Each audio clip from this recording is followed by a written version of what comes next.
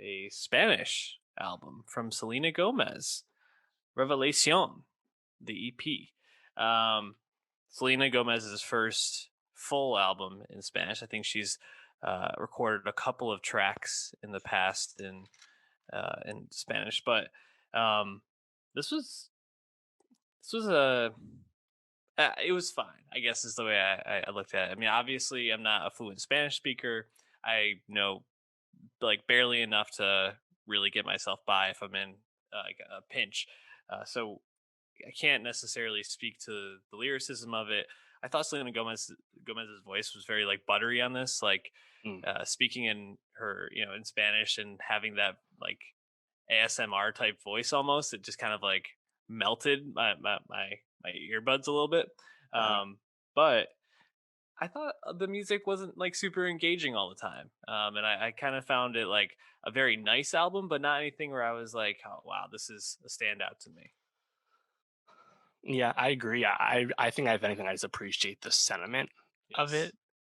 But like a lot of Selena music, I haven't been wowed to this Mhm. point. Like we talked about, Rare, beginning of 2020, pre-pandemic, which was a long time coming for her in terms of just more solo output, right? Um, and Lose You to Love Me was a big hit for her, but in general, I thought Rare kind of left us a little cold. And maybe that's just because I was contrasted just with her overwhelming popularity and success. Right? I think right now she's 12th in the world monthly listeners on Spotify, for example. She's a huge artist still. And the talk recently of her thinking about retiring, whether that was true or not, that definitely got a reaction of Cardi B, for example. But like, Selena's awfully successful. I can't imagine Interspoke wants her to retire, you know? Mm-mm. But I do think this is a positive that she is content enough to release a Spanish language album just because she wants to honor her heritage, you know? Even reportedly working with a vocal coach to freshen up on her Spanish to make this actually even more authentic. That's cool. And I think of like, the success of someone like Rosalia and of course like Bad Bunny and J Balvin, Ozuna, everyone, right? Like the Latin music is becoming more and more mainstream and just accepted for being what it is. So now if this is where Selena wants to go, she can go this way. That's cool. And I think the label's recognizing that is a positive sign. But yeah, in terms of the music, it still kind of has that Selena vibe in the sense that like vocally she doesn't stand out all that much to me. And because we can't get into the lyrics without looking up translations, I just kind of have to feel the vibe, you know. And I wouldn't put this up against like how Rosalia brings flamenco back. Like it's not on that Yeah. level. Yeah, I was gonna say I think the comparison in my mind was Rosalia, and just like even if I'm not understanding or anything that she's saying, I'm just like this song bangs, and I didn't really get that on here.